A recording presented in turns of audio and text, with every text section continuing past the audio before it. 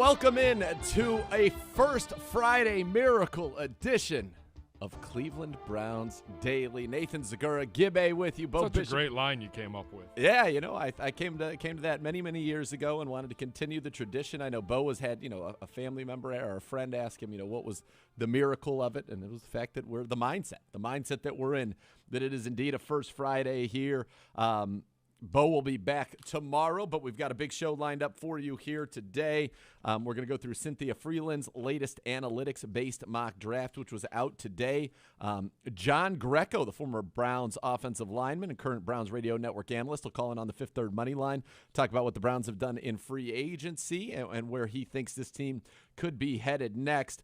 At 2 o'clock, Jeff Howard, the Browns defensive back coach. We have an exclusive one-on-one interview with Jeff Howard talking about the newest additions to the back end of his defense, John Johnson III and Troy Hill, not to mention some updates as well on Greedy Grant Delpit. So good stuff there. 2:15, Mel Kiper Jr.'s top 10s at each position. We'll take a look at those. And then at 2:30, Malik Jackson, introductory press conference today. We have that for you in its entirety if you miss it. And, boy, he is entertaining, and I'm very excited about him. He said, look, I'm going to get to the quarterback, and basically said, Jadeveon Clowney, come on down, hop on board. Don't worry about money. Let's go. Opportunity of a lifetime. Let's go chase some rings here together, Gibbe. I don't have to make a pitch is what he said. Yep. He goes, if you want a ring, this is where you want to be. And, boy, is that just such a fun thing to say out loud and to have it be true. I mean, we're going and we're living it, and it's going to come with expectations. It's going to come with pressure, and I think that is a wonderful thing for this organization to be in this position truly. And this time it's actually based off of some success. It's not just based off of hype. We won 12 games a year ago. We made it to the divisional round of the playoffs. We do have one of the most talented rosters in the NFL. We do have one of the best general managers and organizational guidelines and structures in place in the NFL. We've got the reigning coach of the year, so it's pretty easy to say we've got the best, or at the very least one of the best coaches in the NFL. Oh, guess what? Our staff were running that whole thing back as well. Our OBM Ohio Business Machines preferred copier provider, the Cleveland Browns, who have all the X's and O's for your office. Call 216-485-2000 or visit ohiobusinessmachines.com. I'll just say this again, ridiculous tournament, ridiculous NCAA. I stayed up. I watched both of them. Spent some time at my buddy Burns' house around the fire. We had outdoor TV, which is unbelievable to be able to do in March and watch these things. But two big takeaways for me, Gibbe. Number one, Gonzaga is ridiculous. And I could run the table like you said yesterday. Oh, yeah. And I hadn't watched a full game of theirs yet. They are so good, so precise. They're surgical. They're just a great basketball team. It's fun to watch the way that they play the game. They are great. Michigan and UCLA you went from this almost a Picasso of basketball to just dreck. I mean, there were 6 points total scored between the two teams in the first 10 minutes of that game. It was awful basketball. I look at it, how much time did you have off because of these stupid, we're moving everything to weeknights. And not only that, but you're on the East Coast, you're playing at 10 o'clock at night. I don't know if there's an adequate way to prepare your body to do that. Yeah. Short of having practice for 4 straight nights at 10 o'clock, which you're probably not. Sure. I maybe that was part of it, but it just felt it was ugly. It was an eyesore, and then down the stretch was just horrific basketball on both sides. Nobody could score. Nobody wanted to score. Michigan, I feel bad for Wagner. He had the wide open 3 and airballs it by about 5 feet. He almost made the one off the backboard at the end, though. That would have been just a terrible way to lose, I would say, for UCLA. Great uniforms, I thought, in the game. And now it's UCLA-Gonzaga. I believe that Gonzaga opened up as 14.5-point favorites, biggest Final Four favorites, I think they said, in a long time. It should be the Zags and Baylor is what it should They're the two. Be. They feel like the two best teams left. That being said, Baylor and Houston, like the first team to 100 might win that game. Yes. I think Gonzaga might beat UCLA by a bajillion. If you have 2 bad possessions, it can become a double-digit lead for them in no time. They are really, really good, and they are just waxing everybody. Like, they don't play close games. No. Which could be interesting if they end up in a close game, how they respond to that, because they are not used to being in that situation. Although they were a couple weeks ago, right? Didn't they have to win a close one either right before the tournament? Was it the conference semifinal, Maybe. I feel like? Yeah, and then they went on and just whacked everybody again. Exactly. Pro days are continuing to go on 40 times. Jamar Chase, 4.38.40. Terrence Marshall, 4.38. Kyle Pitts, 4.44. And he didn't even run in a straight line.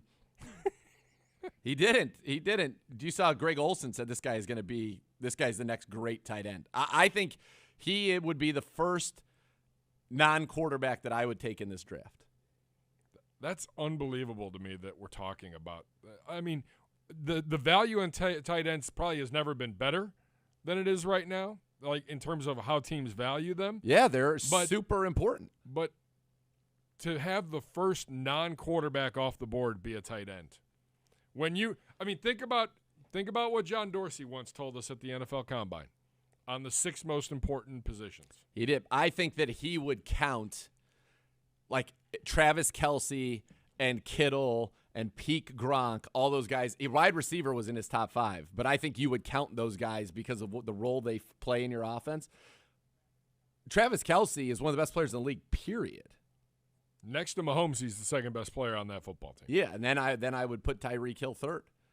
I mean, Travis Kelce led the NFL in receptions of 20 yards or more last year as a tight end. This kid Pitts is that special, and I think that he would be the one that I would want. I'd want him nowhere near the Cincinnati Bengals. Nowhere near the Cincinnati Bengals. That would be, if I was the Bengals, 100% that's who I'm taking. Yes. You all of a sudden now you have T. Higgins, you have Boyd, you have Pitts, you have Joe Mixon for your young quarterback. They would be a problem. That's a problem. They would be difficult to deal with. By the way, I've seen a lot of guys currently in the NFL joking about this on Twitter, and it's true. This is the fastest rookie class in the history of the world. We're seeing every day. At the Combine, you don't get consistent 4.3s and 4.2s and all the 4.4s that we're seeing. So I think you got to take all these pro day numbers with a grain of salt. I think that shows, honestly, one of the values of the Combine, that something like this can become standardized, so you are able to really put these things in the proper context, because I don't think you are going to be able to – I don't think you're going to be able to really look at these numbers and really be able to compare them across schools. I think it's going to be tough with these 40s.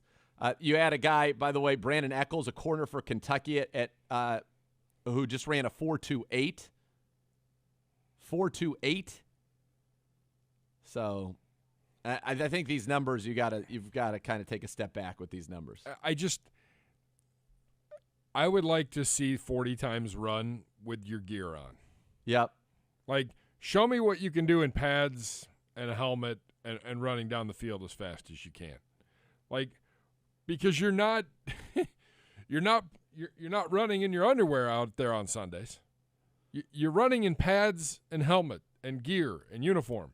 Like, suit everybody up and make them run the 40. Because I don't know. Great, you can run fast. Gibby wants them running in pads. Can you run? Can you stiff arm guys? This stuff, by the way, these things are good. They're going to go out, because once we get to the point with this GPS tracking data, you're going to understand players' actual field game speed under the environment you're talking to, and you're going to have it for everybody, so you will be able to make apples-to-apples on-field comparisons amongst linebackers. How fast do they go side to side? How quickly are they in the short area? How much when they're on a straight-line run? You will have all this data, and so this stuff, I think, will continue to become less and less important as things go forward. But for now, it's fun. And look, this is silly season, and this is sillier or sillier season is what I think. Silly season with all these times that we're seeing. Kirko, former Cleveland Brown Kirko, says, he's like, he and a bunch of others, fastest rookie class in the history of the NFL. because they're all running so fast. You watch the tape, as Bodie on the course says, watch the tape. Speed matches up on tape. No need to question it. Some guys play faster than their time speed. I'll give you one. We're talking about Justin Fields. He ran a 4.4, and they're saying, oh, he ran faster than some of the running backs or et cetera. Nick Chubb's 40 at the combine was either 4.52 or 4.57. I've never seen him get caught. Never. Guy just gone. He's got a third gear. Gone. Yeah. See ya. So, again, I think when you get to that GPS data, that's going to be really exciting, and I think that's really going to change how a lot of this is done. And I'm excited to see when it slowly starts creeping in going on. This is Daniel Jeremiah said one of the reasons that these times are faster. He said, unlike the combine, when guys have been meeting with several teams, they're staying up late, they're exhausted. The pro day is a more controlled environment. Guys are more rested, fresher, resulting in better testing. That certainly could be true. It could also be that they're a little bit faster. Like, wouldn't it behoove? Is anybody out there going and verifying that we're exactly 40? That it's exactly 40? Maybe it's like 39.95. I don't know. Are they getting a quick start out of the box? Get a little quick start. Who knows? But it's fun. But I think we're going to get to the point where, like I said, you have this geo tracking that's going to tell you everything that you need to know about these players from an athletic profile standpoint. I think that's going to be fun when you start seeing that get incorporated into the discussions of the prospects, et cetera. That's going to be fun to watch. Yesterday, Roger Goodell, full stadiums. Every stadium, every game, full. That's his expectation for the NFL this season, and I think it makes a lot of sense given where we're getting to in terms of vaccines and obviously the ability to be tested. And it looks like we're getting to a place where that's going to be a ticket to ride. You're to go in. I think the Mets have already set it for their stadium that you need. If you have if you've been vaccinated, you get in, or if not, you have to have a test and then you come in, which would increase the safety of these stadiums. And I think you are going to have full stadiums. Or you can just be the Rangers and everybody's in. Full opening day. Or you could New just stadium. No, right, with zero restrictions. But I don't know how it's going to go. Now, he's also saying games appear to be coming to Germany and South America. Those were mentioned by the commissioner. The most likely South American country to host an NFL game is Brazil. And Brazil is, I think, the fastest growing market for the NFL right now in the world. And then obviously Germany there are a lot of German. There are a couple German teams in the NFL Europe. They like it. The NFL wants to go there. Long had its eyes on Germany, according to Mike Florio. Beginning in 2022, the NFL will require 4 teams every year to give up a home game to play internationally, and additional teams may volunteer to play international games. So sometime in the next 8 years, we're going to be overseas somewhere. Yes. Maybe more. Yes, because you can volunteer for more, but 4 teams, they are no longer just picking random teams that have, certain criteria to play overseas. No, it's just going to be part of your You're going to see the Chiefs overseas. You're going to see Tampa Bay overseas. Everybody. You're going to see every team's going to go somewhere outside of the United States at some point in the next 8 years. Right. It's going to be just kind of, one of those things that you do in the rotation. As you said, you could do it more if you like, but since 2005, the NFL's played 4 regular season games in Mexico City, 6 in Toronto, and 28 in London. It sounds like you're going to add Germany and Brazil to that mix. Boy, I wouldn't mind, because I've never been there, and that's certainly on my bucket list. I wouldn't mind going to Brazil. I'm all about Germany. Oh, really? About Germany? I've only been in the airport. I'd love to go to Germany. I was also thinking, and maybe I'm wrong about this, but it feels like Brazil should be a shorter flight. I could be wrong, because you're going so far south. I don't know. As opposed to just straight east, but it feels like it should be a little bit shorter. Brazil could be trouble for me. Well, you might not come back. There's that. Also, the Packers CEO yesterday, I don't know if you saw this or not, the 4th week of the preseason, since we're down to just 3 games, people were trying to figure out when those 3 games would be played. It sounds like the 3 preseason games are going to remain in their slotted weeks. There will now be the 4th week of the preseason will now be a bye week. That means there will be 2 weeks between the end of the preseason and the start of the regular season. which is great. And that means that third preseason game will likely remain the final tune-up. All 3 preseason games, I think, now will have some merit to them. I'd like to think. Yeah, and you'll have that 2 weeks off then to get ready for the season. I like it. I think that's a good change, and they did it the right way. Give everybody 2 weeks to get fresh, decompress for a little bit, get fresh, be healthy as you can be leading into the season openers. I think this is great. I think it's great. I think it's going to create a better preseason product, and I think it's going to create a better early season product as well for the NFL. It says with 3 weeks in the preseason, the NFL apparently will try to maximize viewership by clustering the games on weekends, too. I like that. I don't like the whole getting home at 3 a.m. on a Friday morning and having then to come in and do a bunch of work all day. No, these are all good things. I like and all they this. they still expect Murphy still expects final roster cuts to be made on Labor Day weekend. Not a big fan of that, but interesting why they would need that. Why they would need to do that a week after the last game. I don't know. Right? I'm hearing that right? It would Yeah. be a full week after. You'd probably want to just do it after that last game, move it up. Yeah. Because that also gives people an opportunity to latch on somewhere else. So that's what I would say. Yeah, I thought that was interesting as well. All right. Well, we'll check it out. All right. Again, when we come back, we are going to take a look at Cynthia Freeland's latest analytics-based mock draft. We'll see what she's got for the Browns. 1:30, John Greco. 2 o'clock, Jeff Howard, the Browns defensive back coach, in our exclusive one-on-one, talking about 2 new members in his defensive backfield. 2:30, Malik Jackson here on Cleveland Browns Daily.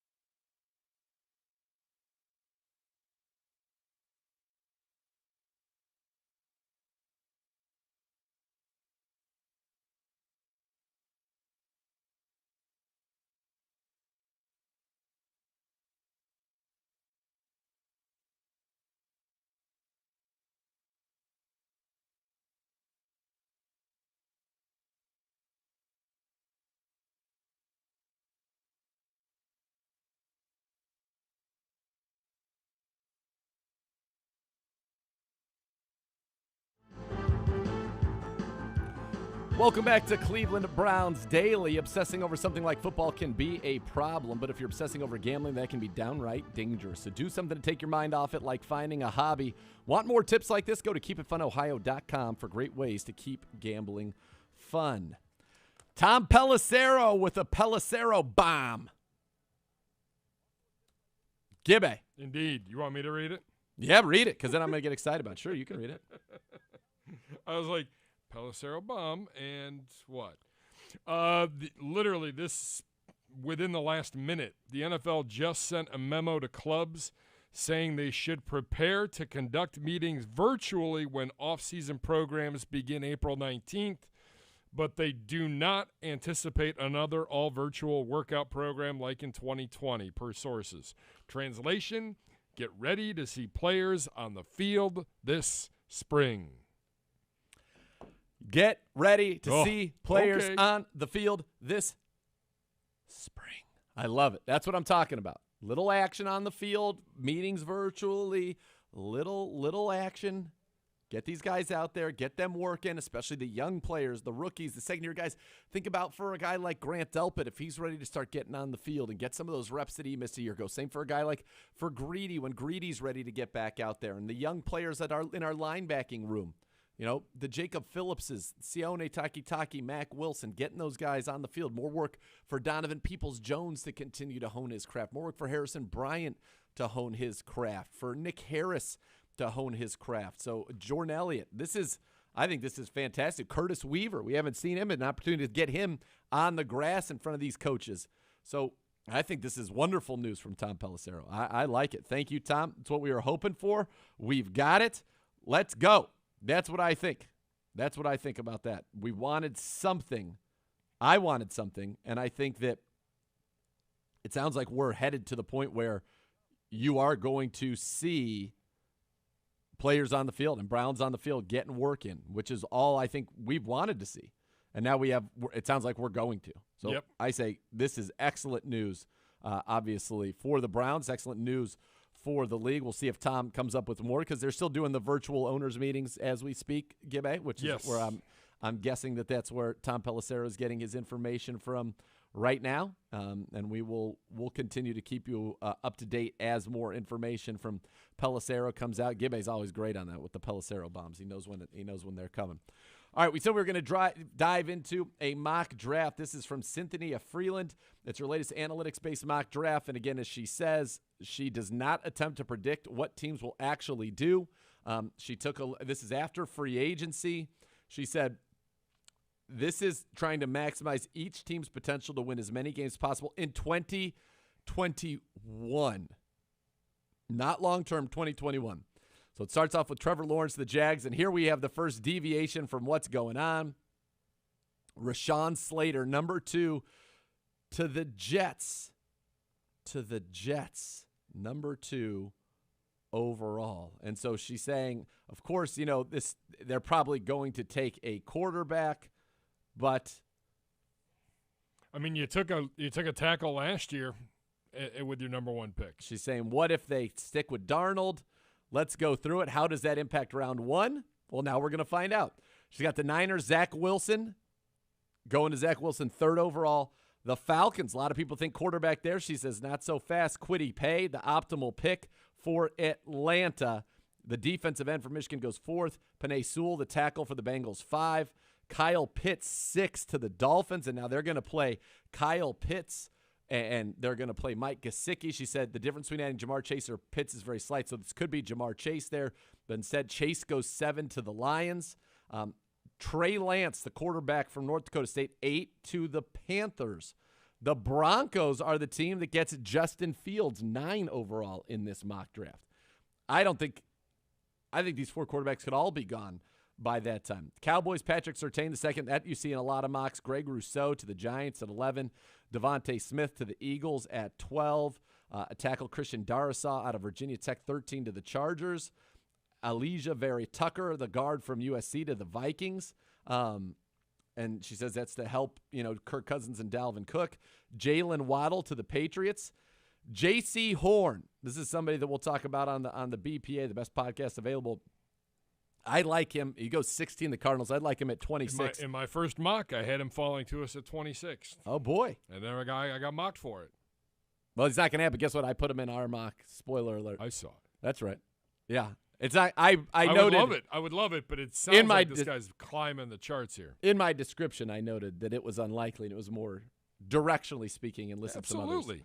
Micah Parsons, 17 to the Raiders. Jalen Phillips, who had that very impressive pro day.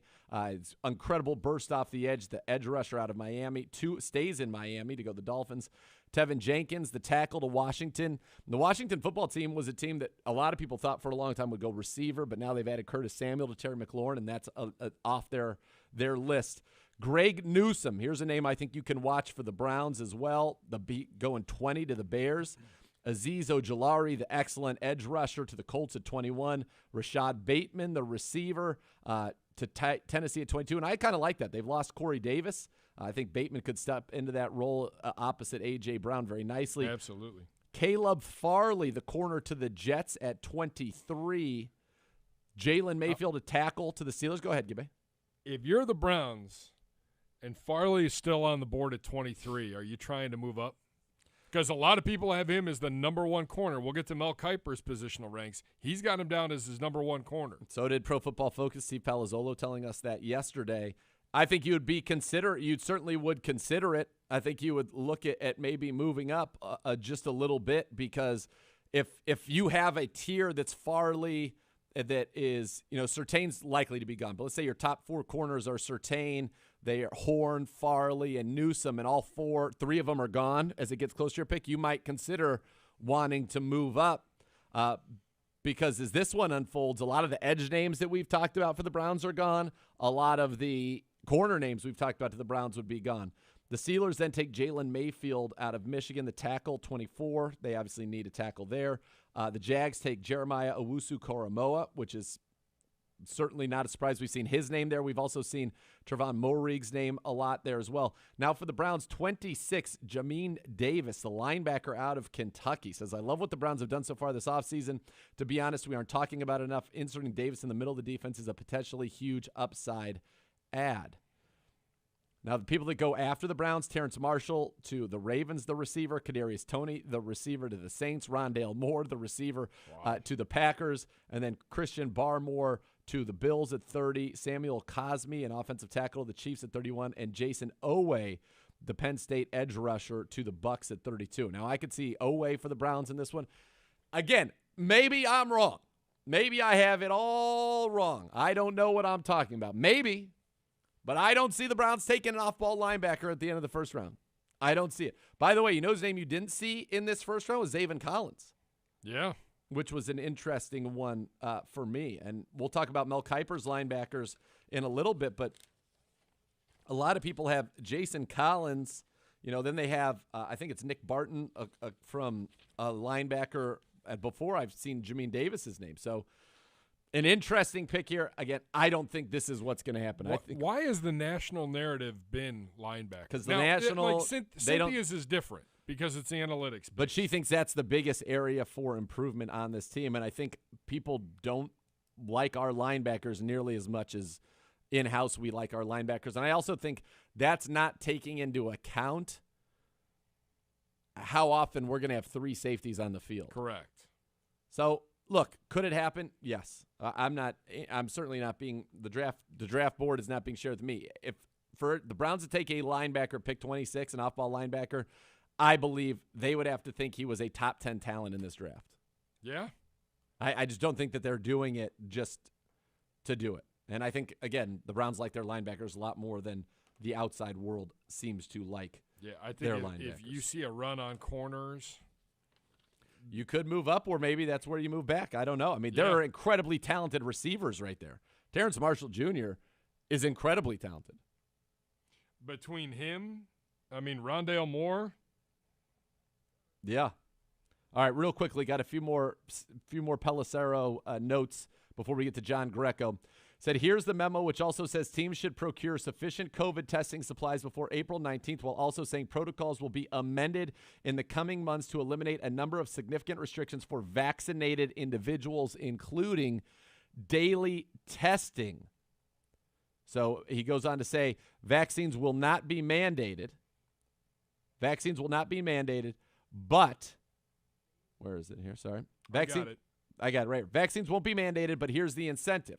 It is also anticipated that clubs that achieve a certain rate of vaccination among its tiered staff and players may be permitted to relax restrictions that apply to meetings, mealtime, and the use of locker rooms. Getting back to normal. Well, we'll see how that plays out, but there are certainly incentives to have that vaccination done. This is coming from the league. Did the NFLPA sign off on this yet? What? I don't think the NFLPA signed off on this yet. We haven't heard anything from President Treader or their people yet.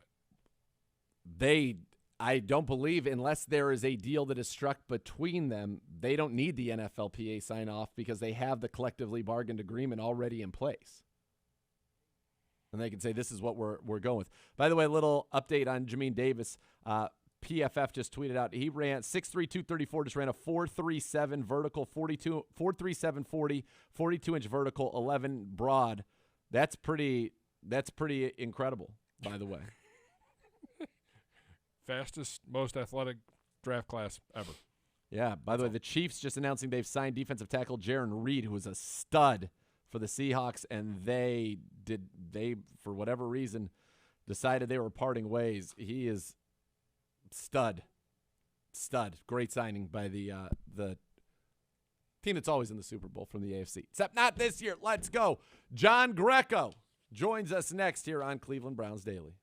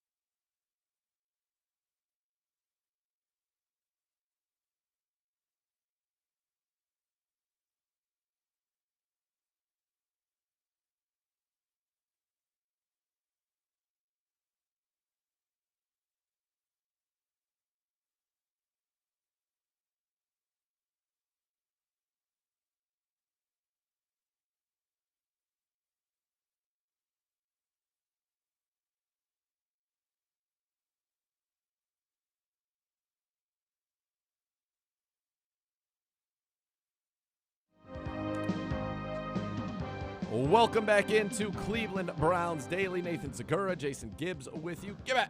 But we go now to the Fifth Third money line and welcome in former Browns offensive lineman and current Browns radio network analyst, the great John Greco, to the program. JG, how you doing, brother? Gentlemen, I'm doing very well. Good to hear from you. It is good to talk to you as well. And John, you know, this has been, again, another exciting offseason for the Browns. Andrew Berry certainly seems to have, as we talked about, those three Ps. He's prepared. He's got a plan, a process to implement the plan. What have you thought so far about the moves that have been made to really fortify this defense? Guys, I've been extremely impressed, beyond impressed. And, you know, all Andrew Berry and his team have done is everything that they're known for. Just like you said, calculated decision-making, things that are smart, not gambling too much, taking a little bit of a risk, but, you know, shoring up some definite holes and some deficiencies on defense. And you know, we'll start off with John Johnson. I mean, he's a young guy. He's 25 years old. He's got a big deal, but it's a huge need that has been filled. He was one of the top guys in the market at his position, safety. And, you know, the Browns, let's be honest, guys, they gave up a lot of big play touchdowns last year in the pass game. Yep. So John Johnson should help shore that up. And with his cover skills and the fact that the defense is featuring a lot of that 4-2-5 style defense with a lot of, you know, smaller cover guys, John Johnson gives them ability to allow those front four guys really rush the passer and play coverage. And, you know, some of the other guys we talked about, Tack McKinley, you know, first-round talent. I know he's had some injury troubles in the recent years, but if he can stay healthy, he could be a great complementary edge rusher to Myles Garrett. And whether the Browns pursue another edge rusher in free agency or if they try to address that in the draft remains to be seen. So, you know, I like that without giving up, you know, huge amount of capital and resources. They get a guy that's a first-round talent. Sure. And, you know, you keep going. You talk about a guy like Troy Hill at corner. And, you know, we're with Greedy Williams missing 2020 with a shoulder injury, you know, who knows how he's going to be able to come back and if he has any setbacks.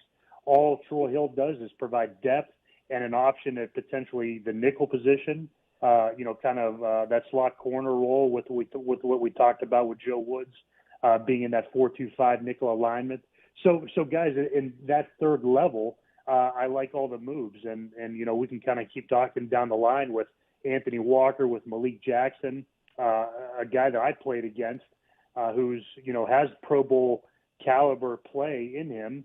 You know, he's coming off an injury, but he should provide good competition and depth at a position where, you know, you have a guy like Andrew Billings that was opted out of 2020 and, you know, to maybe fill a void in the now gone Larry Ogunjobi. So it's an exciting time, guys. Hopefully you can sense the excitement in my voice.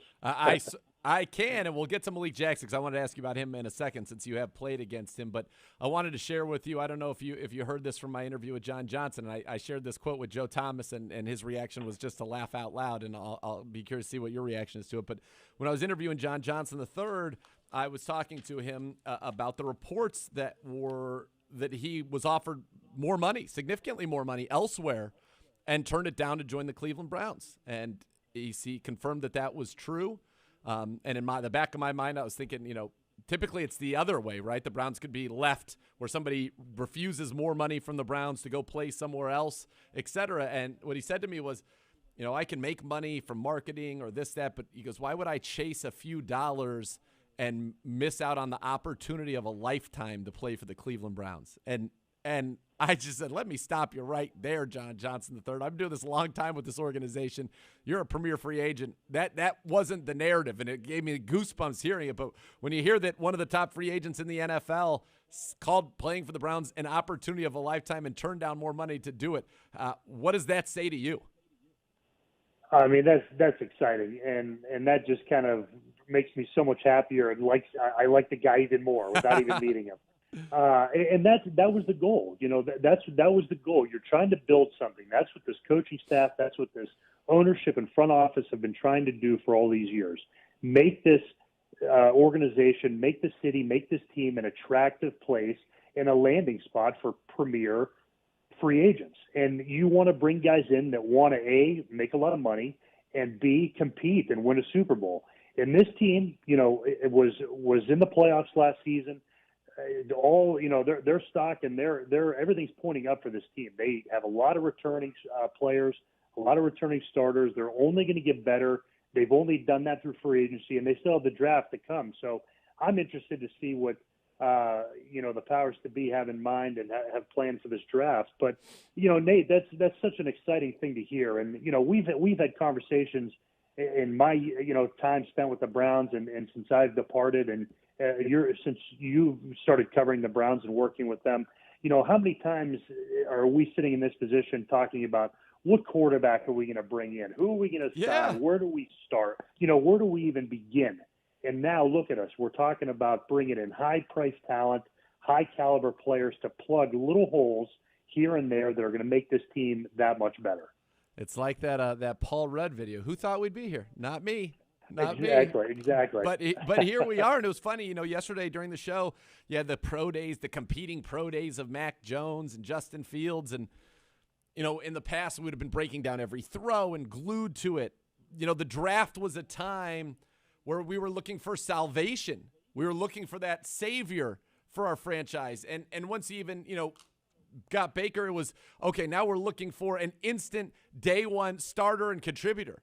And with what we've done just in free agency, you have a perfectly good starting lineup. Sure, we'll talk about where we still want to add some pieces, but this is a totally different – and we're picking 26th. So we're picking 26th in the draft. So, a totally just different feel for this time of year and an exciting feel. Yeah, absolutely. And, like all those things we just talked about, the pro days, it's exciting. Without the combine this year, I was excited for these kids because – they're at home, they're at their facility, they're on their field, they're in front of their coaches and personnel people and with their players, and they're just playing ball. So I think that's what got everybody excited. You saw these guys, like you talked about Justin Fields and Mac Jones and some of these quarterbacks. This is a quarterback-heavy draft, and we've been in this situation, and it's like, who do you pick? You don't want to miss. You don't want to stretch for a guy that you fall in love with. So it's nice to be in the situation we're at 26 because you could still get high value there and a day one starter and hopefully a guy that can play here for the next 8 to 10 years. You're right about that. Talking with Browns analyst and former Browns offensive lineman John Greco. So, John, you played against, obviously, Malik Jackson, as you mentioned earlier. What can you tell us about him? And as he said in his press conference, I'm here to get after the quarterback. That's what I do. I pride myself on it. What makes him a tough guy to block? With that being said, I agree with what he was talking about. He is paid and he is brought in to, play violent and disrupt. And if you look at the teams he played for, Philadelphia, and then even when he was in the Pro Bowl after that 2017 season with the Jaguars, if you look at the guys that they brought in on that defensive line, Calais Campbell was there. They had some guys that can rush the passer. So he fits a specific mold and a specific style and personnel decision on that defensive front. Somebody that's attacking, that's a penetrator, somebody that's violent in the backfield and can just disrupt.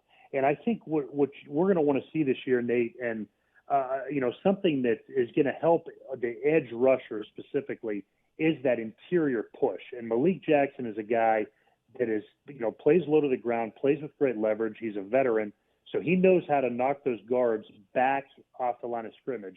And all that does is start getting that panic switch going off in those quarterbacks' heads, and they have nowhere to run. They have nowhere to step up, and that's either going to have result in Malik Jackson making a lot of plays, tackle for losses, quarterback hits, or sacks, or guys on the edge, Tack, Myles Garrett, are going to have a field day and have a number of sacks. So that's just kind of what I remember from playing Malik Jackson. A savvy guy, hard worker, tough to block, tough to move, plays nasty. So he's a guy that you want playing in front of the dog pound, playing in Cleveland. He's going to look good in the orange and white. He certainly, it sounds like he will, and that might not be the only veteran. There was the talk of Jadeveon Clowney, the reported visit here, where it was really just so that the Browns could meet him face-to-face and vice versa, since nobody on the staff at the top levels had ever, met him. So when you hear something like that and that it went well, and you know what his talent could bring, what do you make of the Jadeveon Clowney discussion and what he might bring ultimately to the Browns? It's definitely an intriguing storyline, and let's talk about what he's going to bring. He performed best when he was in that supporting actor role. Best supporting actor winning the Oscar. When he was paired with J.J. Watt, those were his two most productive seasons. I think he was pretty close to having double-digit sacks, maybe 8 or 9 or 9.5, something like that. But that's what he is. If he can, if you can pair him on the other side of a premier number one edge rusher, and he could just be the guy that's going to beat maybe the right tackle or the left tackle and not have the constant extra set of eyes and double teams on him, he can cause a lot of problems and get a lot of sacks. So I think that's an intriguing thing. Obviously the guy's had injury troubles, and that's no secret. So I know the last couple of years he's been battling it and struggling a little bit, but this is a new year, a fresh start. I know last year it kind of revisited this same thing, and he ultimately chose the Titans. But like you were just saying, it's a different crowd, it's a different leadership, different. The Browns are coming off a playoff win, so maybe he's thinking, like we were talking about John Johnson the third. Maybe he's thinking, this is my chance, this is a good opportunity. And if the dollars look and sound right, I like it if he could stay healthy. That's for sure. Yeah, and I think if I'm just going to put myself in the mind of Jadeveon Clowney, I'm thinking that we know the cap's low, right, this year as a player, and maybe tell me if I've got this right from a player perspective of a guy like Jadeveon Clowney. Why don't I go sign a one-year deal, play opposite Myles Garrett, and then next year when the media deal kicks in and all of this stuff kicks in and the salary cap makes a massive jump, this is having a good 1 year is probably my best chance to collect one more big payday on the open market. And what better place to do it than working opposite Myles Garrett, where I know I'm not going to get double teamed very often. Well, that's exactly what I was kind of alluding to, and that's a good way to put it. I'd be thinking the same thing. I say, hey, listen, I'm going to go to a place where I'm going to make some good money. Like you said, 1 year, it's kind of a dress rehearsal. This is going to be my opportunity to make a lot of plays. I don't have to be the premier guy, the featured guy, the guy that has the weight of the world on my shoulders. I can go across from Myles Garrett, line up. You have to assume that the Browns are going to be leading a lot of games, so they're going to be seeing a lot of passing plays. And in this division especially, you look at Pittsburgh last year, they hardly ran the ball. Baltimore, they're still going to run the ball, but you're going to have young Joe Burrow in Cincinnati, who I would assume they're going to kind of light it up. And then that's not to mention all the other games that they're playing. So these guys are going to have opportunities to rush the passer, and the Browns are going to be leading games and leading late and winning games. So these guys are going to have a chance to pin their ears back. And if I'm a guy like Jadeveon Clowney or one of these other free agent or for that matter, rookie or young guys, they know this is an opportunity to come in here and make an impact and make a statement. From an offensive line standpoint, and let's just go, we're going to stick with this hypothetical for a second, but the Browns like to do what they call the NASCAR package, 3 defensive ends in obvious passing situations. And if you were to have Myles and a Clowney or somebody like that, an Aldon Smith, with McKinley and Malik Jackson on the field together, what and how does that really stress an offensive line? And for you, a guard, when all of a sudden, you have a Myles or a Clowney or a Takk McKinley lining up over you? Well, I can tell you this for sure. As a guard and you see Myles Garrett lining over you, you're in a panic situation. You're thinking to yourself, why in the hell is this guy not over one of the tackles? But I like how these defenses are starting to do that. And when they go kind of quote-unquote small, when they put 4 defensive ends in, and then you also have linebackers in the mix when they're walking down toward the line of scrimmage, that is a logistical nightmare for centers. And having to ID the protections and get everyone on the same page, especially on the road, especially in Cleveland Brown Stadium, when it's getting cold late in the season, the wind's whipping, and that crowd is going nuts. So I like that. I like those packages. It's a good changeup. It gives the opposing offenses something that they have to work extra on throughout the week of preparation, and then that keeps their coaches up late at night stressing out about it. And as far as, like I was saying, guard and center, you don't want to see those pass rushers inside. You want to see those big slugs that are only going to try to run through you. So I like it. I like mixing it up. I like getting linebackers, safeties nosing their way around the line of scrimmage, and let's see how exotic we can be around the line of scrimmage on some of these packages. It's going to be fun to see, and this defense, as we said, that's where a lot of the the looks have gone, and I think we agree we still need somebody in that defensive end room to supplement, with McKinley and Garrett and the young guys, Porter Gus and Curtis Weaver, and then probably another corner. But I want to flip it over here, John, to the offensive side of the ball and ask, have you ever been a part of a team that is running it back? I mean, the Browns' top 5 receivers are all back. Top 3 running backs are all back. Top 2 quarterbacks are back. All 4 tight ends are back. Your top 7 offensive linemen from a year ago are back. Kendall Lamb being your second swing tackle behind Chris Hubbard. He's the only departure. You are running it back. Same coaching staff, running it back. Have you ever been a part of anything like that? Absolutely not. And that's why I'm so excited about it, because I think what you saw, and we talked about it. You and I talked every week, on the show. And sure, I think what you saw, especially out of Baker Mayfield and his maturity and his development, right after the bye week. Now we could do this because it's the off season. We could talk about things like this. Without them having OTAs, all of the off season stuff, I think they did, click and start gelling a little bit later in the season. Now, fortunately for them, they didn't make any excuses. They handled their business, and they made the playoffs. So now they're going to have all those opportunities to get that kind of live action, that full-speed action in the summer like you typically would in an NFL offseason. So having that group back together, they're hearing the same things over and over and over and over for a second time now this offseason. Any uncertainty or anything that was causing them to play with any hesitation is completely gone at this point. The route runners understand and hear things a little bit clearer, and they know how, from experience, I broke this route off a yard sooner, or I could do this time, or I can hold on to this route a little bit longer. Same with offensive linemen. We can communicate a little bit more about this. This is something that we need to work on. So all of those things they're drawing from experience is going to help them improve that much more. And I think you're going to see an offense that's going to come out of the gates firing at all cylinders, almost like they're an extension of this past season. So I'm excited about it. I think Baker Mayfield's, primed for a huge season, potential Pro Bowl season. And you have Odell coming back, Rashard Higgins, who I was thrilled to hear re-sign, and obviously Jarvis and the young tight ends and the talent that they brought in there. So it's an exciting time. And I don't even mention about the offensive line because we all know how talented they are. But I'm excited. And then the running back. So Nate, we could talk about it all day. It's a nice luxury to have. It is. And from 2014, just the specificity that a lot of this offense requires, especially of the linemen and of the tight ends who are asked to do so much, be a part of every blocking scheme, run and pass, and also get out in the routes, that those reps, as you talked about, and having that comfort and that familiarity, and taking the thought out of it, right? You know what it is, and of course there's going to be evolution. We know Kevin Stefanski is always looking to evolve and get better, but it feels like for the first time in a long time, and I was thinking about this in my time here, my first year was 2013, we never had the same offensive and defensive coordinators consecutive seasons, which is crazy. No, you're absolutely right. And when hearing you say that and repeating it is just mind-blowing, Right. And now we're to the point where, look, I'm excited because let me kind of paint a mental picture. So the offenses is going to be, they're the group to knock off this year. I'm talking inner squad, and I'm talking through camp and all the competitions with Browns on Browns.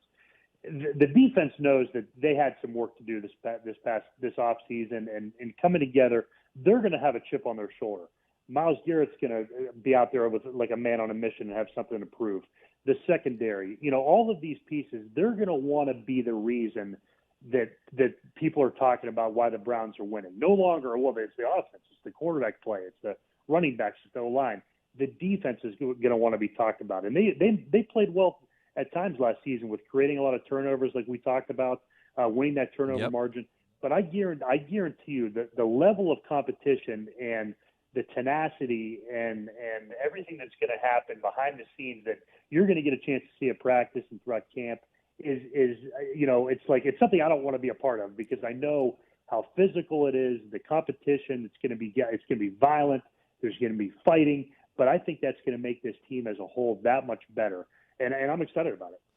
I am too. You got me all fired up, John. It is always a pleasure talking to you. We very much appreciate you stopping by. We'll do more of it. We got the draft coming up. We couldn't even get into it because we're in such a good spot and we're all excited about all of this. But always great talking to you. I hope you're getting to hit the links and you're hitting it long and straight, brother.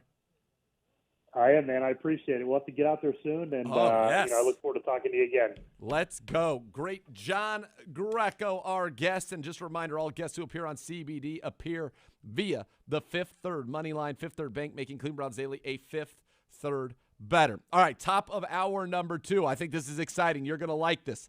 I got to sit down with the Browns defensive back coach, Jeff Howard, who's a great guy. We've gotten to have a few chats recently. I really like him, love getting to know him. We have an exclusive one-on-one where he talks about his room, the returns, the new additions, John Johnson III and Troy Hill. It's a CBD exclusive, and it is next.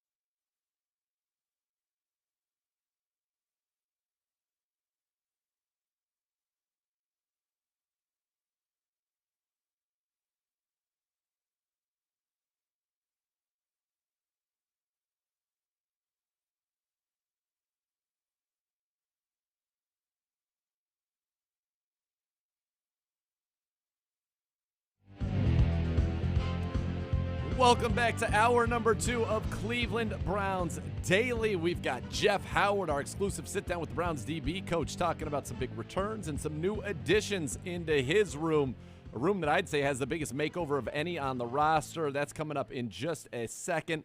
We'll take a look at Mel Kiper's top 10s, and then at 2:30, Malik Jackson at the podium as well. I want to remind you, though, if your Social Security benefits have been denied, call the disability lawyers at 1-800-ELK, Ohio.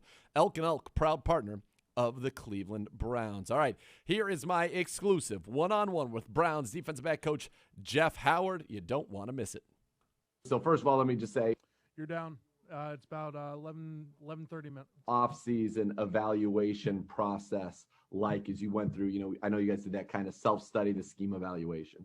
Yeah, so that's kind of why I've liked this part of the year so much, because I kind of like see myself as being curious, kind of wanted to look into, what did we do well? What did we do poorly? How can we improve? And what's that going to actually look like? So we do that from a scheme evaluation standpoint, but also down to the players and coming up with an improvement plan on what were the things that they did well, how can we improve them, and then what does that process look like as we prepare for them to come back into the building? What are we going to do to make sure that happens? Well, and you look at your room now. I mean, talk about change. Your room has probably undergone more change than any so far this offseason. We think about guys who played a lot for you that aren't going to be back, and then 2 guys coming back from injury. We'll start there with Greedy Williams and Grant Delpit. How are they progressing, and what have your conversations with them been like? Guys that you were counting on probably in a major way last year who didn't get to play a snap for you. Right. Starting with those guys, I thought they did just a tremendous job during the season to take the situation that they had and really try to invest in every day. So they would come to meetings, listen to game plan, ask questions, as well as doing rehab so that they can get ready for next year. And so they were involved with that process, and I think that's an investment that'll help pay off whenever they're back on the grass. And then obviously getting some new guys in the building, really excited about, AB and his group do such a great job, with free agency, and then obviously being able to bring in Troy Hill and John Johnson. Really excited to be able to work with them. Had a brief interaction with both of them. Troy's coming in today, going to speak with him a little bit more, but really kind of excited about, what they've been, what they believe in, and how they performed in the past, and excited to be able to work with them. And what's kind of your role? We'll talk about those 2 in a second more in detail, but what's kind of your role? You talked about AB's team. Do you watch the free agents and say, hey, I think this guy would be a good scheme fit for us, or this is somebody we would look at? What's kind of your role as a position coach in free agency?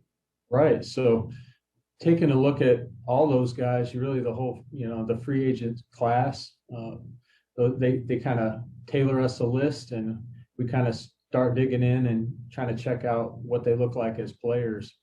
And then I'd really try to take a look at, all the parts of what they are going to be asked to do, whether it's man coverage, from press, off, run game, pass game, and really kind of just evaluate what I see on tape, kind of very similar to what I would do when we're evaluating our own players. Then give that to their information, try to come up with, how do you feel like that person will fit? What's the role that they'll fit? And then at what level do you feel like they're performing? And then kind of write that report for AB and then talk through those guys with them. But it was a great conversation. I feel like we saw guys very similarly and had some really good conversations about people. Is that something that you did everywhere, or was this process a little bit unique here in Cleveland? Very similar process. I think the list, is tailored a little bit because they do such a great job of seeing if this guy will fit, this guy won't fit, and so the time part of it was nice to be able to go through that and then really kind of dig into the shorter list and then really dig in deep to see how those guys fit for us.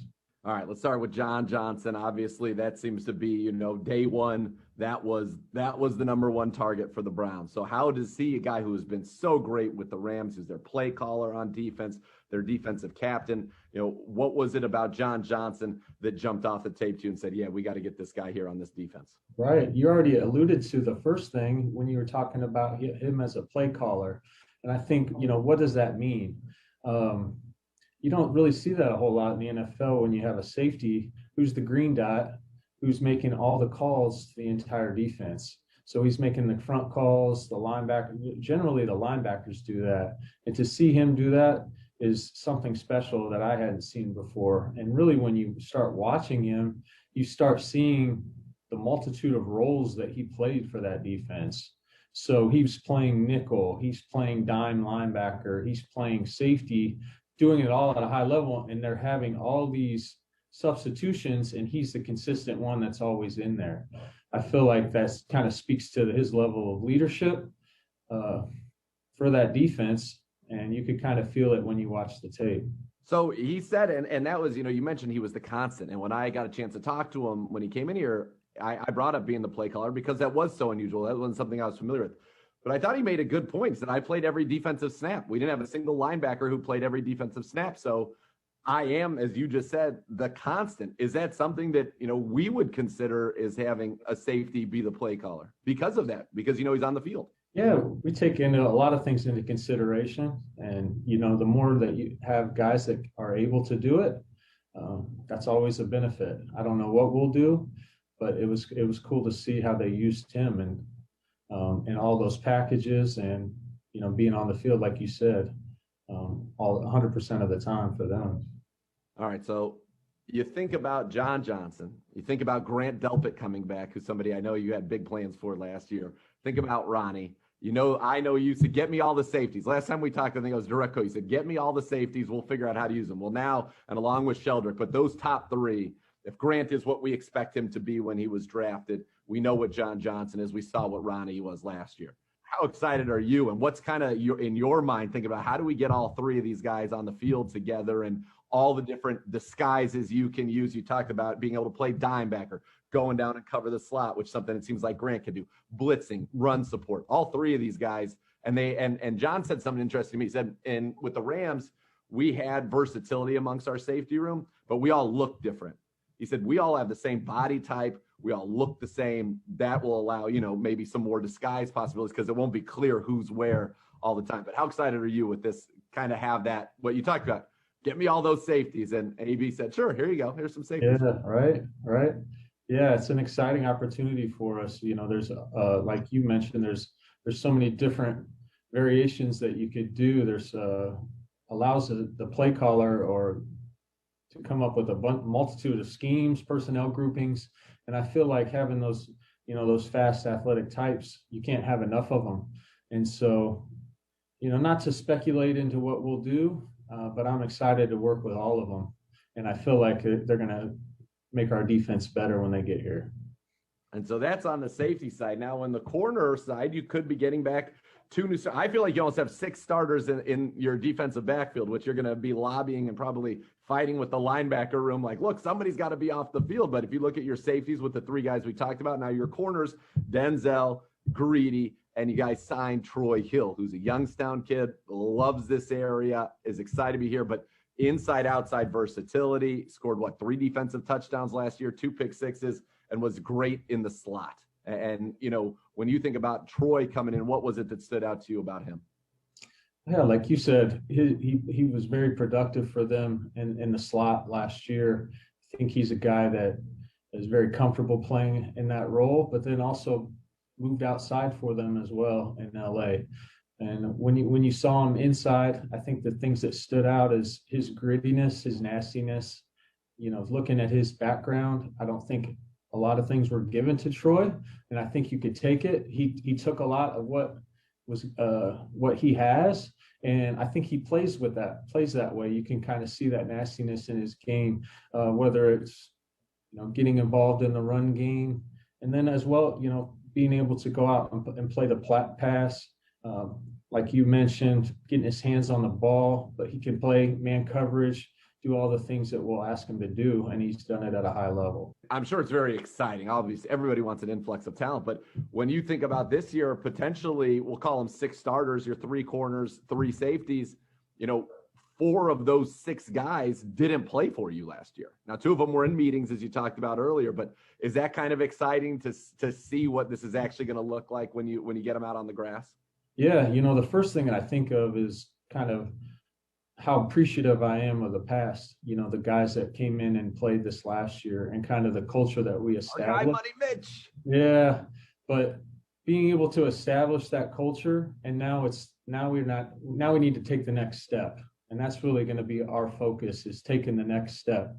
I spoke with you last time about, we want more. And I feel like that's what we're aiming for. And that's not given. I think what you see in the NFL is having consistent success is difficult, and it's not just given. And we're going to have to go out and earn that. And so I'm excited. I think there's great opportunity, but opportunity without work doesn't mean anything. And so I'm excited to get those guys back, get to work, and see what we could put together. I'm excited. I think everybody's excited. I think you could do worse when you say, let's take 2/5, 40% of the starting defensive backfield from the number 1 pass defense in the NFL and just slide them on over into our team. So I think everybody's excited. Let me ask you a transition just about the draft, because, typically there would have been the combine. There would have been, you guys going or having guys here for 30 visits. And I know in that room, kind of right behind me, you've been doing a lot of those virtually and doing those kind of visits. What's that been like, that process, and how have those virtual visits gone? Yeah, so it has been a different process. Not being able to see get eyes on these guys at the combine. So you're really kind of relying on film. You're relying on, technology. I've never been on Zoom and FaceTime more in my life, but it's been good. The technology has helped us out so that we can get in front of those kids, watch some tape with them, see what they know, and then 10 seconds, stand by. Gauge from there the direction that we're going to go. But the evaluation process has been different, but I think we're making the most of it. You're up. All right, that's Browns defensive back coach Jeff Howard. And boy, I'm excited to see this room, Gibby. There's no room that I am more excited for to see the transformation from a year ago to this year than that defensive backfield. Greedy back, Troy Hill in the mix at safety. You get Grant back, and now you got John Johnson in the mix, and Ronnie and Denzel. And I don't think we're done adding to that corner room, but this group has the potential to go from a group that last year, relative to the rest of the team, struggled a little bit, to going to be one of the better defensive backfields in the NFL. Yeah. That's in exciting. A heartbeat. I mean, that's – yeah. We talked about the need to shore some things up, and the front office has gone out and they've done that. And it's on Jeff Howard and Joe Woods to put these guys in the best positions to succeed. And they have a lot of different options to put out there, which is always a good thing. It certainly is. And some of the options that could be added to that room and others, draft prospects. The Browns, 9 picks in the draft. They've got 26. They've got 2 in the 3rd round. So we're going to go through Mel Kiper's top 10s at each position. We're going to look at defensive ends, outside linebackers. We're going to combine that into his edge group. Corners, off-ball linebackers. We'll take a look, receivers, all of the positions, and talk about, guys that could potentially make some sense for the Browns here in this draft. And then at 2:30, it's new Browns defensive tackle Malik Jackson, his press conference from earlier today here on Cleveland Browns Daily.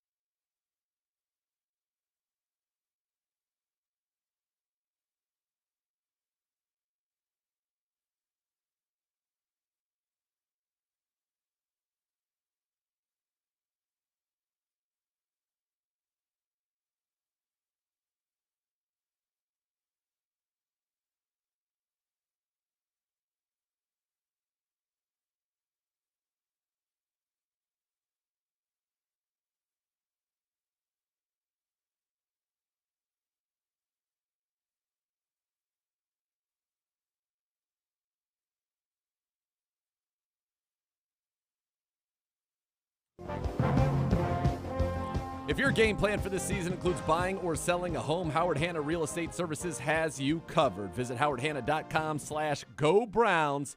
Today, some more from Tom Pelissero. Thanks to the 17th game, Lions quarterback Jared Goff will get an extra game check of $1.5 million at the end of the 2021 regular season, the largest bonus among dozens of NFL players who will cash in on a CBA provision regarding contracts signed prior to February 26, 2020. Other players in line to earn at least an extra $1 million in 2021, extra 1/17 of their large base salaries include Jimmy Garoppolo, Matt Ryan, Aaron Donald, Derek Carr, Russell Wilson, Frank Clark, Von Miller, Khalil Mack, and DeMarcus Lawrence. To qualify, players must make more than the minimum on contract signed prior to the February 26, 2020, when the CBA was essentially finalized and not substantially renegotiated since. In those 2021, those extra game checks will be funded from the performance-based pay pool and rookie redistribution fund, so they're counted as benefits, not salary, and thus do not count against the cap. So some nice paydays for a very select few in the National Football League at the end of this season. Again, 1.5 for Jared Goff. Must be nice. Yeah, it must be nice. Yeah, it must be nice. By the way, if you're on Twitter right now, all you see are people going nuts about Kyle Pitts. Just complete bedlam has been unleashed. He has a longer wingspan than Mekhi Becton, the giant tackle who's like 6'7", 6'8", of the Jets, the first rounder of the Jets. He just I'm going to say this, barring injury, he is the safest player in this draft. He is the best player in this draft. Yeah. I mean, the question is, do you take him if you're Atlanta? I mean, he is the biggest difference maker available in this draft, period. So you need a quarterback if you're Atlanta. Matt Ryan's on the end. Of course he's on the downside, but he certainly could be good enough for another year. It's just, do you think your roster can compete with Tampa Bay in your own division? And I would say probably the answer to that is no, but they're not say they're not going to give it the old college try. They're going to. If you're Miami and the you've got the Bengals #1, should take him. Yeah, the Bengals should, but we've seen the Bengals do plenty of other things. If you're the Dolphins and the #1 wide receivers on the board, Jamar Chase or Kyle Pitts, what direction it's do you go? It's a no-brainer, Pitts. No-brainer. Jamar Chase is excellent. There are lots of good receivers. You can probably get another good receiver later on in the draft. Later on in the round. Second first-round pick. You cannot. There is only one Kyle Pitts. There is no Dana. There is only Zool. Great poll, by the way. Thank you Great very poll. much. Thank you. All right, let's get into the top 10s. Mel Kiper Jr. has got his top 10s available to us now, and the different prospect rankings that he's got.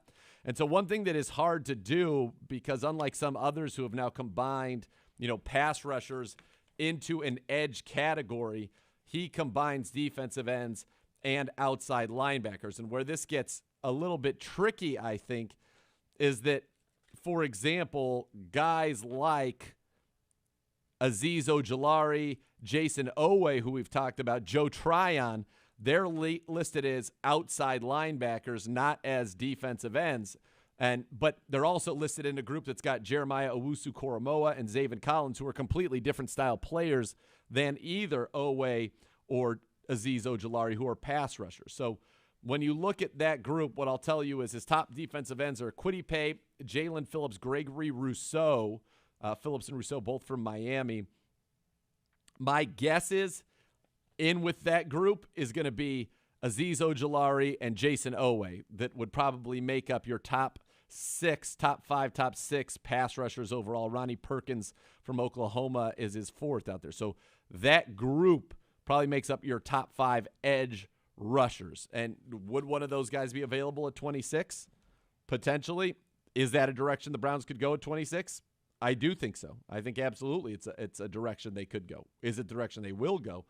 That remains to be seen. I think cornerback is a position that you've got to give a lot of a look to. And here are his lists. Caleb Farley, #1. Pro Football Focus had him #1. He's a guy, though, in a lot of mocks is going in the 20s because of this back injury. He's falling. Patrick Surtain goes top 10. It feels like the Cowboys at 10 in every one of these mocks. He's the second corner. J.C. Horn out of South Carolina, who I think is a phenomenal player. I would love to see the Browns. He's the third corner. Greg Newsome from Northwestern, who we've talked about a lot, reminds people of Marcus Peters. He's the fourth corner. Then you've got four guys who I think are also really, really good. Tyson Campbell out of Georgia, Elijah Molden out of Washington, where they consistently seem to produce excellent corners. Kelvin Joseph out of Kentucky, who we just told you ran that, 4.2 blazing time. And then Asante Samuel Jr., great pedigree out of Florida State. So lots of corners for the Browns. I think that group of 8, I think you'll have a shot at one of your top 4, maybe at 26, and maybe a shot at the second 4 in the second round, maybe. But it's very possible those guys could all be gone. Yeah, I think things are going to go quick. I mean, if Shaun Wade's on the back end of this top 10, Shaun Wade, I don't think is there come round 3. I would be surprised. Let me put it that way. He's right on that border. He's on the borderline, and we'll see ultimately how that plays out. But those are the positions I think you're really looking at. One that I want to just bring a little attention to is wide receiver, just how deep this class is. Here's his rankings at receiver. 1, Devontae Smith. 2, Jamar Chase. 3, Jalen Waddle. 4, Kadarius Toney. 5, Elijah Moore. 6, Terrence Marshall. 7, Tutu Atwell. 8, Rashad Bateman, and then Anthony Schwartz from Auburn, Amari Rodgers from Clemson. Doesn't have Rondale Moore from Purdue on here, which surprises me a little bit. But that's what we're looking at right now at the receiver room in this draft, and that is another position I could see the Browns going at, a little bit earlier on in this draft. I still don't agree with the Devontae Smith number 1. Guy's incredible. He is incredible, but I mean, is he a slot? Or is he going to be outside? That's the question. Yeah. I mean, Waddle's got some injury concerns, but, I mean, all these guys can fly. All these guys can play. You could legitimately make a case that the 2 LSU guys should be 1 and 2. Right. You could. I mean, this is a ridiculously talented group. There are people who love Kadarius Toney. Jalen Waddle people love. Elijah Moore people love. It's a great time to want a wide receiver to be in the market. And I think for the Browns, you could get a pretty darn good one in the second round, even into the third round. I think there's going to be some.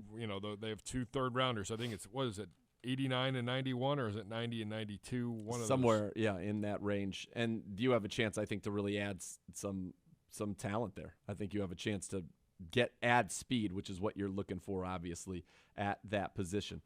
The Browns have beefed up the interior of their defensive line. Malik Jackson.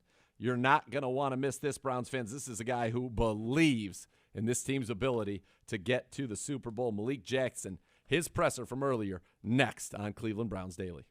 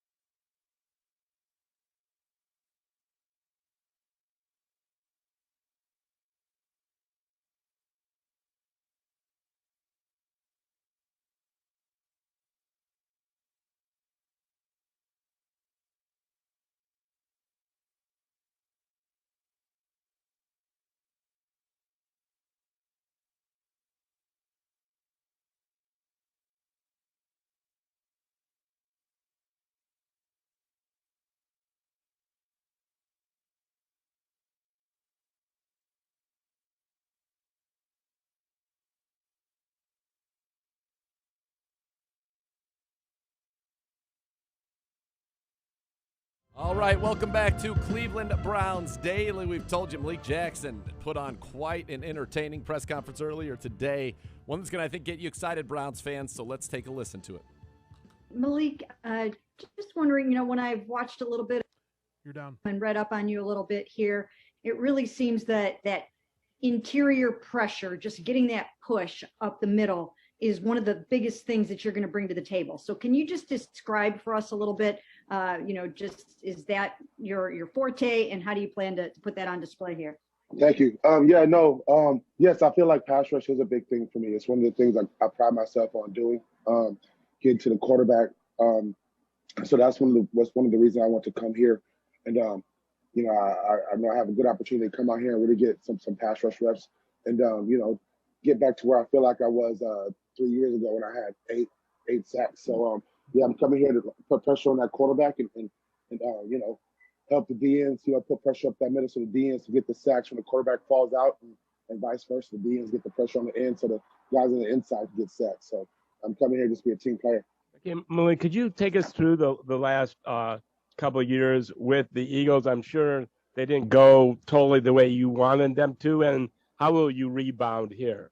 The last 2 years, I got injured, and then I came back. I felt like the year after I got injured last year was decent. I had some mental blocks I had to get through with coming off of Liz Frank, but this year I'm way more comfortable, a lot stronger, There's no more mental roadblocks with having a foot injury. So I feel like I'm just come back and feel a lot more confident. I'm around guys that know how to work, and I'm around the D-line coach, and Coach Kiffin, that's going to push me and allow and teach me things and like I said, and push me back to where I was. And all that's going to take is just some coaching and some hard work. And luckily we have two of those things that in Cleveland that can really push me. And I'm confident it's going to be easy for me to get back. Hey, Malik, welcome to Cleveland. Just curious, as an interior guy, getting to pair with Myles Garrett, who obviously commands a lot of attention from opposing linemen and tight ends, just what can he do to help you elevate your game? He just has to keep doing what he's been doing, running that edge, getting to that quarterback and making them step up, and I know they've had that there. It's one of those things. I'm just coming in, just trying to add a little bit more oomph. I know Richardson has been doing a great job over there. And, so it's one of those things. I'm just coming in just trying to be a supportive role, not trying to come in and do too much or act like I'm the end all be all. What they've been doing over there has been great. And I'm just coming in, just trying to add a little bit. And like I said, push that quarterback out to the ends. And hopefully Myles and the ends can do the same thing and make that quarterback step up. So we have a great partnership. And what did Joe Woods kind of tell you about, when you were talking to the Browns about like your role?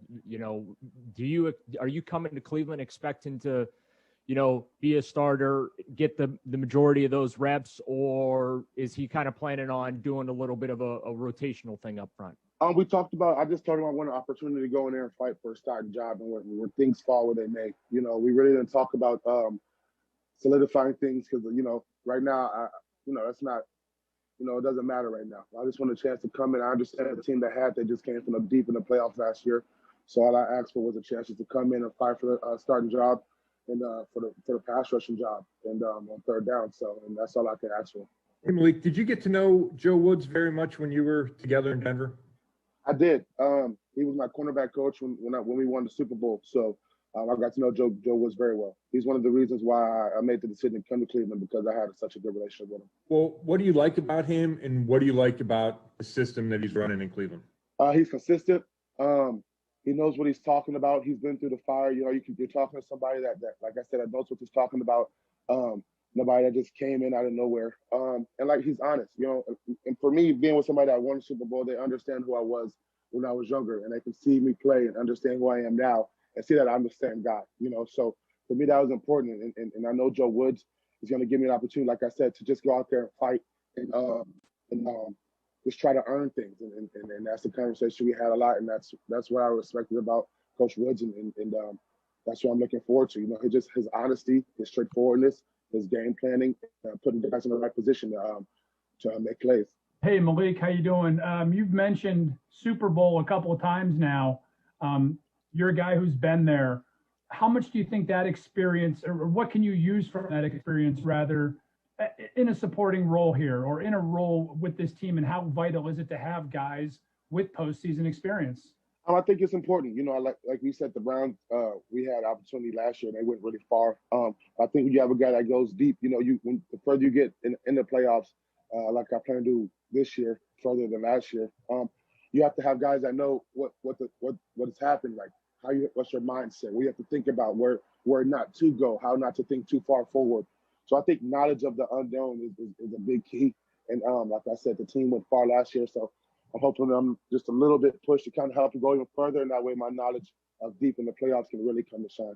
And you've gotten to know the situation here better now, obviously, that you've signed. But from the outside, Malik, what did the Browns look like to you before you got here? Super Bowl contender team, and that's what I was looking for, especially with the climate of this free agency. A lot of one-year deals. I didn't want to go anywhere. I was trying to rebuild. Like I said, I want to go somewhere with a consistent team. So where I can come in and not have to be the guy, where I can just be a supporting role and like I said, have opportunities to fight for a job, as far as starting and third downs. And that's all I can ask for. Hey, Malik, I was just wondering if you struck up any kind of a relationship with Andrew Berry in Philly, and if, in addition to Joe Woods, he might have had, some kind of or played some kind of factor in your choice.